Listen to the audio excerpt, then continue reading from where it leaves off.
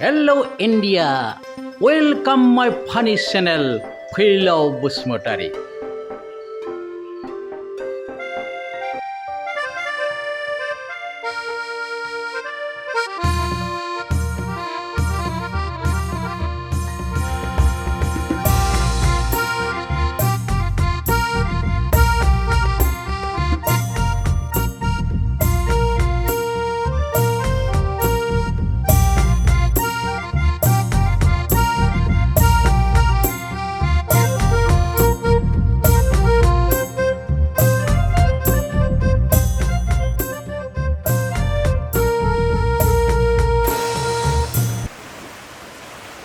तो please India, मैं आ रहा हूँ आपके साथ मस्ती करने के लिए।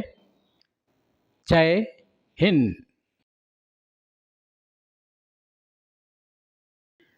हेलो लोगोफोर, बिदा फंबाय, बिब' बिनानावमोन, हारिमु सिबिग्रा सेंग्रा सिख्लाफोर, आंनि लोगोफोर, बयनिसिमबो आंनि अननाय आरो सिबिनायखौ बावहरनाय जाबाय।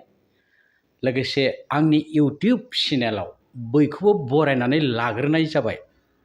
आंनि मिजिं नोंथांमोना अबं गसाइनि अननायाव बयबो गाहामैनो दं आरो गाहामैनो थाथों।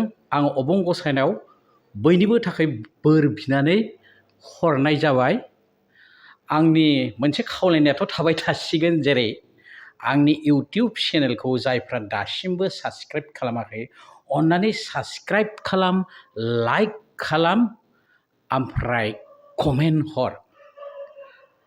आं मोनथिखाबाय जाय बिथांमोना स्टेज प्रग्राम खालामो बयबो साग्रिद जादों, जानजि खाफ्रादों, सोरबा प्रेक्टिस खालामगासिनो दं, सोरबा देमसि रोजाबगोन, सोरबा खुगा मेथाइ रोजाबगोन, सोरबा मोसागोन, सोरबा गोदान मेथाइ रोजाबगोन, बयबो साग्रिद जादों।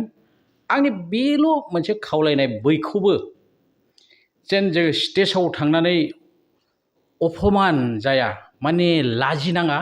ओंखायनो एकदम गोसो होथाब होथाब प्रेक्टिस खालाम, बेनिफ्राय मेथाइफोरखौ रोजाबहै एबा गावबा गावनि प्रग्रामखौ खालामहै। बेनि थाखाय आं आरो खनसेबाव नोंथांमोननिसिम, बिदा फंबाय, बिब' बिनानाव गासैनिसिम खावलायनाय थाहरबाय। फैगौ 10 खालाराव जोंनि दुलाराय बर' सावथुन मुलुगनि बिबार एंगारनाय आरो गोदान बिबान होनाय जागोन, माने निउ बडि फर्मेशन खालामनाय जागोन। बेहाय आङो सासे बाक्सानि महरगिरि जानानै बयखौबो लैहोर लैहोर थांनानै बाहागो लानो खावलायनाय जादों, जाहाथे जोंनि बे गोदान बडिया जोबोद स्ट्रं जायो। आरो बेखौ नोंथांमोना मोनथिखाबाय, एड्रेसाव हुजुवानि डिग्री कलेजनि न'ब्लाङाव जागोन, बेहायनो जागोन। नोंथांमोना जाय जेरै मोनथिबाय, माने टाइम शेड्युलफोरखौ मोनथिबाय, प्रग्रामखौ नायबाय, नोंथांमोना बयबो गावबा गावनि खामानि साननानै, गावबा गावनि गौथुम साननानै बयबो बाहागो लाहै आरो मोनसे स्ट्रं मोनसे बडि दानांगौ। मानोना जों दासिमबो थगायजागासिनो दङ। होगोन बुंदों, होआखै। गंबा सिनेमा हल बानायनायनि खोथामोन, गायसननायनि खोथामोन जानुवारियाव, बेबो जाथ'वाखै। फिल्म सिटि गायसननाय खोथामोन, बेबो जायाखै। MLA मन्थ्रिफोरा सोंहरबा बुङो बे बाजेटआव दंथ', दा माब्ला दं? समाबोथ' बारा गैला जेला जोंनो बे MP इलेक्सननि आगोल नांगौ। ओंखायनो जोंनि बडिया जोबोद स्ट्रं जानांगौ।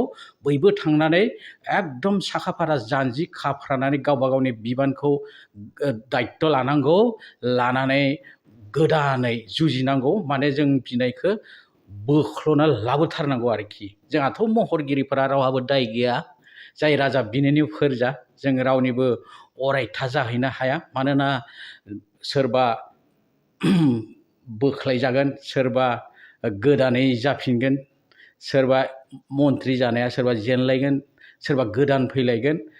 बेहाय जोंहा बुंनांगौ जेबो गैया। जों जायनो राजा बिनिनो फोरजा, आरो जोंखौ जाय खरसा होनानै एबा थानाय जानायनि सुबिदा होनानै जाय लिङो जों बेजोंनो थाङो।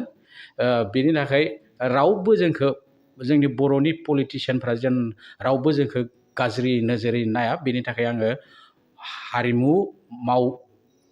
हारिमु मावथिफोरनि जानानै गंग्लायै आर'ज गाबनाय जाबाय। लोगोसे बे गोदान बोसोरनि एडभान्स बयनिसिमबो अननाय आरो सिबिनायखौ बावहरनानै आं दिनै बुंनो साननाय खोथाखौ नोंथांमोननि सिगाङाव बुंबाय। थ' बिदिब्ला साबस्क्राइब खालामनो दाबाव, लाइक खालामनो दाबाव आरो आंनि भिडिअखौ 1निफ्राय 100सिम नायजोबथारनो दाबाव। जै बर' हारिनि, जै बर' हारिमुनि। लोगोफोर बावदोंसो, बेहाय कनभेनसननि लोगोसे जोंहा बिसानि बानजायनायाव प्रि बैसागुबो जागोन, माने एडभान्स बैसागु रंजागोन।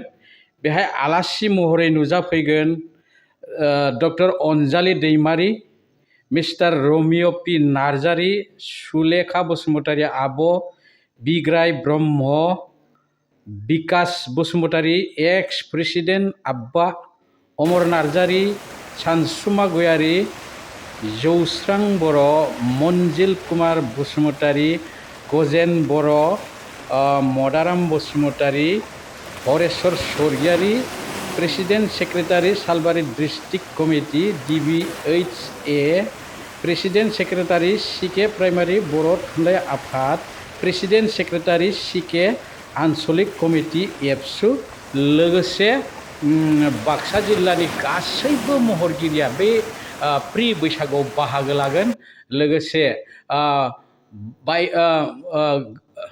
गोबां डिस्ट्रिक्टनिफ्राय फैनाय महरगिरिफोराबो बेहाय दान्दिसे सम रंजागोन। ओंखायनो आङो रायजोफोरखौ बयखौबो लोब लोब फैनानै हेफाजाब होनो थाखाय खावलायहरनाय जाबाय। गोजोन्थों।